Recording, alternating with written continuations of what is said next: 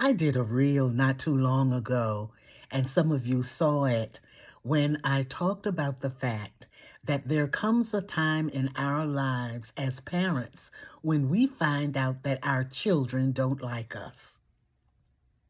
Our children don't like us. And I was just shocked at the response that reel got from those of you who are parents and those of you who are adult children too. Oh my goodness. The parents really had a lot to say. I am just shocked at what some of you are going through with your adult children. And these children have the nerve to disrespect you on a mammoth level. They're not saying happy birthday to you when your birthday comes around. They don't call you on a regular basis to see how you're doing. But they will call you if they need some money. They will call you if they need babysitters. They will call you to get you to help them in some kind of way. But when it comes to just caring, loving, and expressing deep concern, they don't have it for you. Oh my goodness. Parents, you really talked to me about that, and I tried to respond to as many of you as I could. But then on the other hand, we had adult children in the conversation talking about how the parents did them when they were young. Some parents were just as mean as they could be. Some parents expressed no love at all to the children. The children had to fend for themselves. There are children that talked about how they would get whippings and all kinds of bad treatment, not speaking, and they would be home alone with nobody to care for them. And then all of a sudden, when they get grown, then their parents want them to be concerned about them when they were not concerned about the children and teenagers when they were young. Oh my goodness. I just didn't know what to say sometimes. I just hit the little heart button. Some I tried to respond to. And if you remember that reel, and you came in and said something to me and I did not respond to you, it wasn't because I didn't want to respond. In some cases, I didn't know what to say. I think I must have grown up and lived around people who cared for their children, who had the best interest at heart for their children.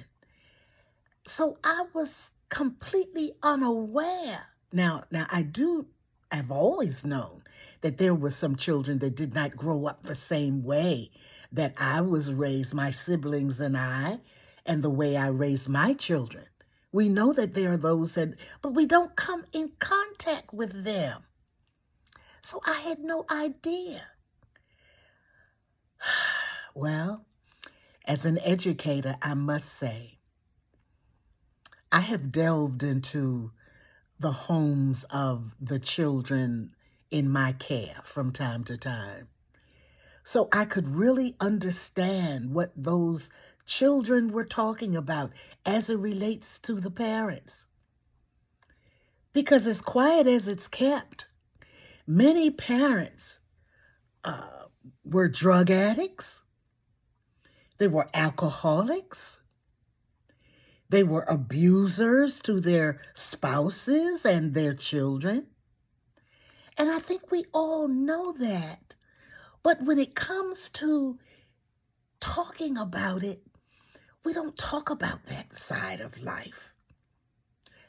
Not that we don't know and we haven't seen and we haven't lived it. We just don't talk about it. And even the children who go through that kind of living with parents who did not care. Parents who would take their children to the drug house.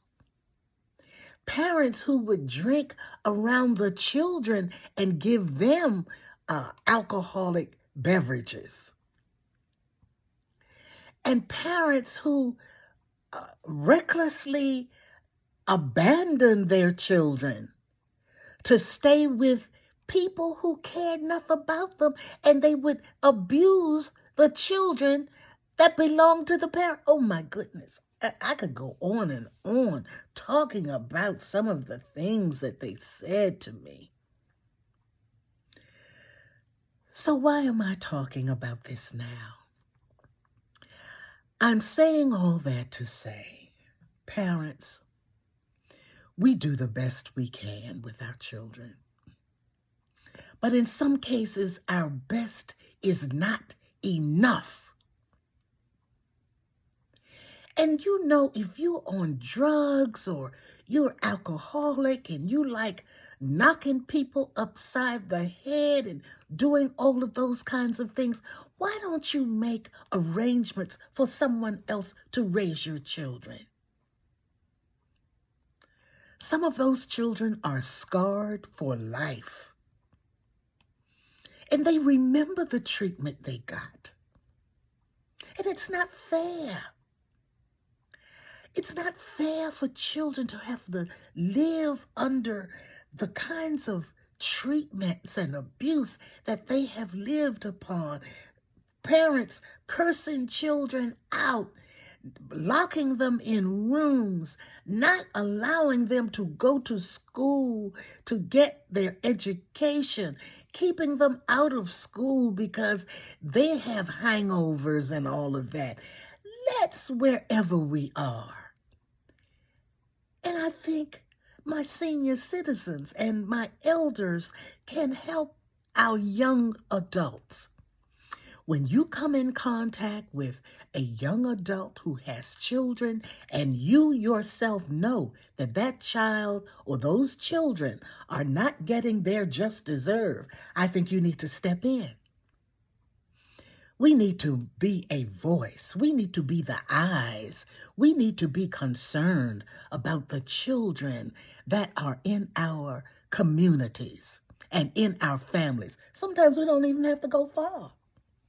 Right in our families, we see what we see, but we do nothing about it.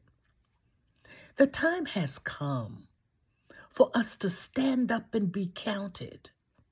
Not allow our children and grandchildren or someone else's children and grandchildren to go through what they deal with on a regular basis. I'm going to keep talking about this kind of thing because I want to raise the consciousness level of all of those who come in contact with young people.